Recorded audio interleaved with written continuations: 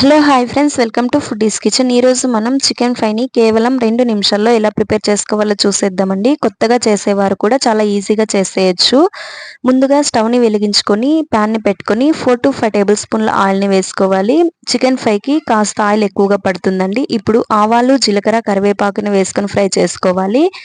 ఇప్పుడు ముందుగా వాష్ చేసుకొని పెట్టుకున్న చికెన్ ముక్కల్ని వేసుకొని కలుపుకుంటూ ఉడికించుకోవాలండి. ఇప్పుడు 1 టేబుల్ స్పూన్ అల్లం వెల్లుల్లి పేస్ట్ని వేసుకొని ఒకసారి బాగా కలుపుకోవాలి. ఇప్పుడు 2 లేదా 3 దాకా పచ్చిమిర్చిని వేసుకొని కట్ చేసుకొని వేసుకోవాలి. ఇప్పుడు ప్లేట్ని పెట్టుకొని ఒక 10 మినిట్స్ దాకా బాగా ఉడికించుకోవాలండి.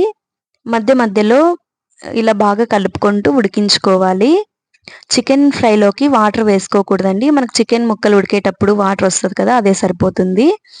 ఇప్పుడు 1 టేబుల్ స్పూన్ ధనియా powder, 1 tablespoon chilli powder, చిటికెడు పసుపుని వేసుకొని బాగా కలుపుకోవాలండి. 1 టేబుల్ స్పూన్ సాల్ట్ని వేసుకోవాలి. సాల్ట్ వేసే క్లిప్ మిస్ అయిందండి, సారీ. 1 టేబుల్ స్పూన్ చికెన్ మసాలాని వేసుకొని బాగా కలుపుకోవాలండి. ఇప్పుడు 1 టేబుల్ స్పూన్ కొబ్బరి పొడి, half teaspoon garam masala, కొద్దిగా కొత్తిమీరని కట్ చేసుకొని వేసుకోవాలి. చూడండి, ఎంతో టేస్టీగా ఉండే చికెన్ ఫ్రై రెడీ అయిపోయింది. చాలా అంటే చాలా బాగుంటుందండి. మీరు కూడా ఒకసారి ట్రై చేసి మీకు ఎలా వచ్చిందో నాకు కామెంట్ సెక్షన్లో కామెంట్ చేయండి. వీడియో నచ్చితే లైక్ చేసి, షేర్ చేసి, సబ్స్క్రైబ్ చేసుకోండి. Thank you.